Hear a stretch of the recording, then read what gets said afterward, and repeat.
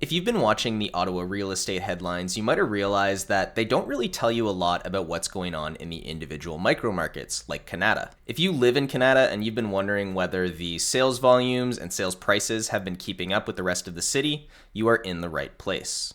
Today we're going to look at what happened in both the freehold and condo markets in Kanata in 2025, and what this could mean for you if you're considering buying or selling in 2026.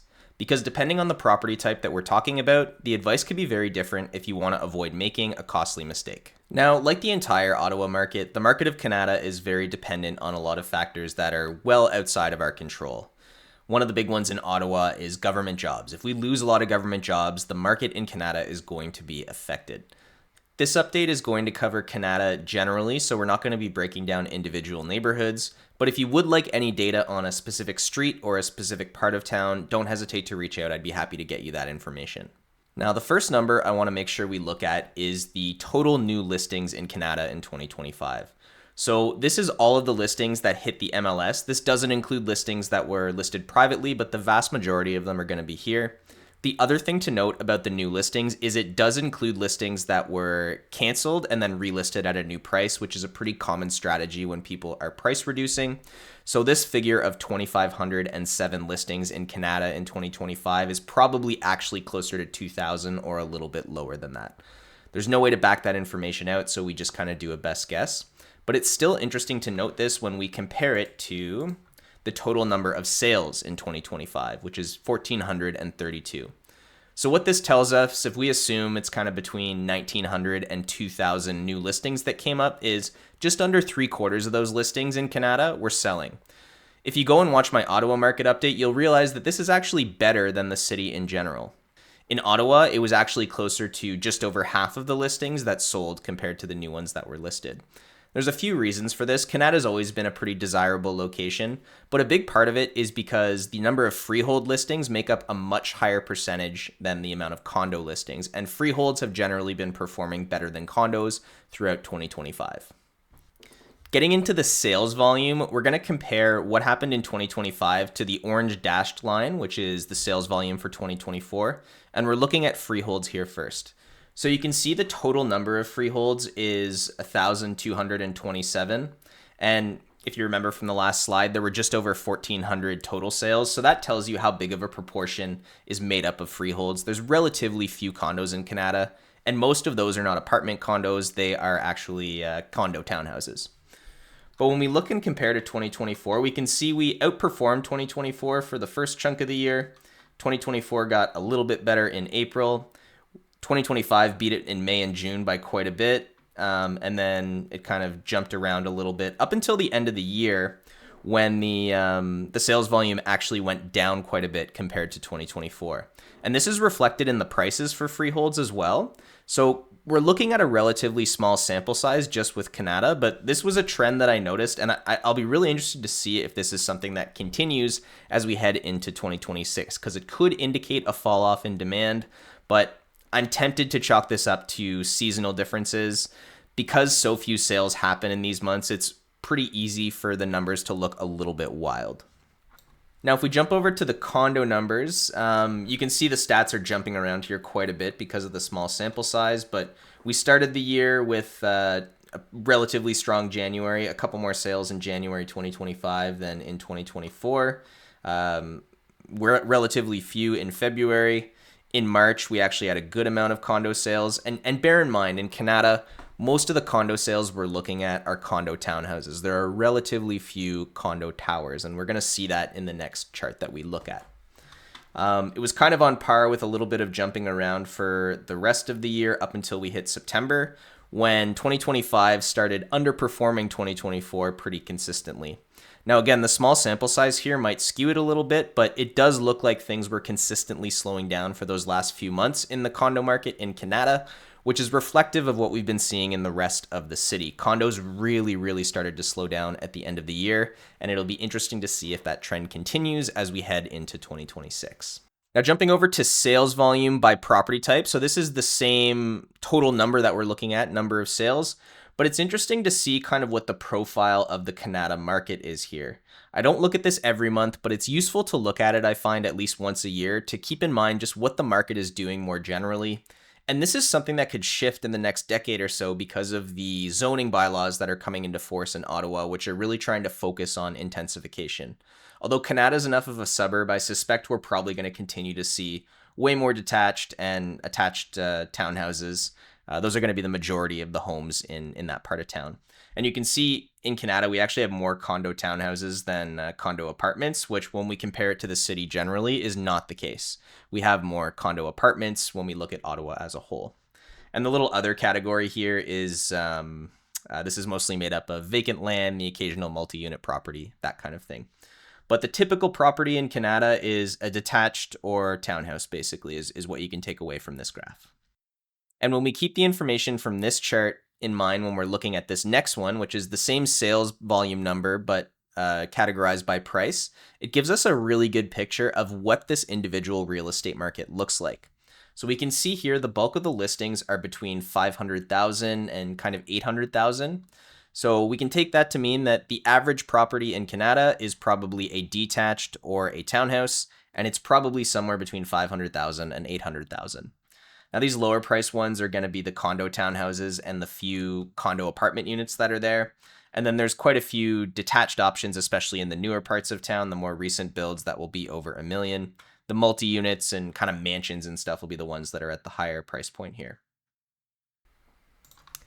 Now, months of inventory is one of my favorite stats to look at when I'm considering any real estate data. And the reason for that is one of the most important things that people are always concerned about when they're looking at real estate information is where are prices going.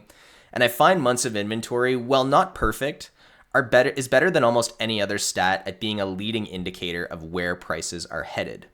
So I should say here, this blue line is months of inventory for the condos, and this burgundy line is months of inventory for freehold properties. Now, months of inventory, for those who don't know, is what happens when we take the number of listings that are left on the market at the end of a given period. So we track this each month, and we divide that by the number of sales that happened in that same period. And what we get is the hypothetical answer to the question of how long would it take for us, if properties sold at the rate that they did in December, for example, for us to completely run out of properties. It's a measure of absorption, and it gives us a really good idea of how supply and demand are doing. So if we see a really high months of inventory number, it means that there's either a really high amount of supply, a really low amount of demand, or both. And that's definitely the case for the condos in Kanata. And to be clear, this is reflective of condos in general in the city of Ottawa. The condo number for the city of Ottawa in December was actually up to, it was over 8. Which makes sense because more of those condos would be the apartment style. Townhouse condos generally have done better. But even for freeholds, we started the year at 1.9 months of inventory, which is very much in seller's market territory. Anything under 4 months is considered a seller's market. 4 to 6 months is a balanced market. Above 6 is a buyer's market. So we went from 1.9 all the way up to 4.1 for freeholds by the end of the year. So definitely into balanced market territory for the freehold properties as well, and skyrocketed into buyer's market territory for the condos. Sales to list price ratio is another interesting one I like to look at, and it's been interesting to see what this has done throughout the year. It's actually been pretty consistent when we look at the Kanata freeholds here. But the usefulness of this stat is a little bit limited because what sales to list price ratio is supposed to tell us is, compared to where the property was listed, how far above or below that price did it sell. And this should tell us, kind of how much people needed to discount their properties in order to get it sold from what they expected. Unfortunately, this only takes into consideration the most recent list price. So if you have a property that was listed at $550 for a month, and then they dropped the price to $500, and then it's sold for $475, the sales to list price ratio is going to compare that last $500,000 price to the $475, where really the starting point was $550. So there's no way to get this more complete information, but this is still useful to look at to see kind of how good of a deal you're able to negotiate for yourself.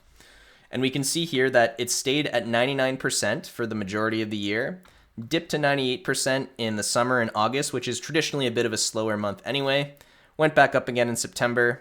In October, went back down to 98 and stayed there for the rest of the year. So we can say that buyers by the end of the year were able to negotiate themselves a little bit better of a deal on a Kanata freehold property than they were at the beginning of the year. Now, if we look at condos, it was a bit of a different ride. And again, this can be chalked up a little bit to the small sample size. We started at 97% on average. People were getting below, so 3% below the ask price. Climbed up throughout the spring all the way up to 100. So people were getting their asking price in May, went back down to 98, down to 97, up to 99, and then finished the year at 98. So year over year, it actually went up. I don't think this is actually reflective of the reality. I think this is dependent on the units that were there and the very small sample size of condos on the market at the end of the year in December. But yeah, the stat did go up year over year. We'll track this next year as well to see if that continues. Now, getting into average prices, we can see here that there was a 10.15% decrease in freehold sales price by the end of the year. Now, this was really surprising to me because they stayed pretty stable compared to 2024 for the majority of the year. And then just in November and December, kind of fell off a cliff. Most of that 10.5% decrease seems to have happened after October. So this could be just due to the types of properties that were being listed. But this is like the sample size for freeholds in Kanata is big enough that I would be surprised if this just happened for no reason. So it'll be interesting to see if this trend continues into 2026 or if prices really do kind of jump up as they traditionally do in the spring market. I expect there's a good chance that will happen for freehold properties. For condos, I'm not so convinced.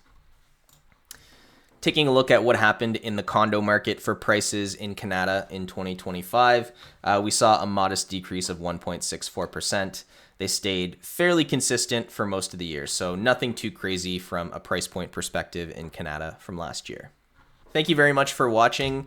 If you're interested in these updates on a monthly basis, I am going to be releasing a Kanata specific one going forward each month so we can keep tabs on what the individual micro markets are doing. Because the way the real estate market is now, the headline number for Ottawa just does not tell the full story. That's what I'm hoping to kind of get around here to give you an idea of what's going on in your specific neighborhood. If you want an idea of what's happening on a specific street or with a specific house, don't ever hesitate to reach out. Even if you're not looking to buy or sell right away, I'm happy to pass that information along and help in any way that I can. Have a wonderful start to your new year, and we will see you in the later part of 2026. Cheers.